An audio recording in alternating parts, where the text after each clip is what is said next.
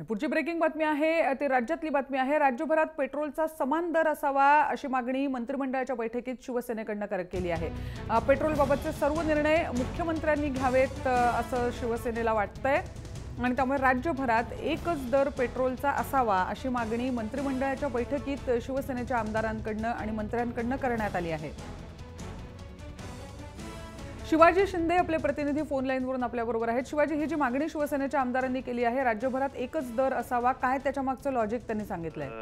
रुजुता, आपण बघितलं की राज्यात जर कर लावला गेला तर पेट्रोलची सगळ्या शहरांमध्ये वेगवेगळे दर आहेत।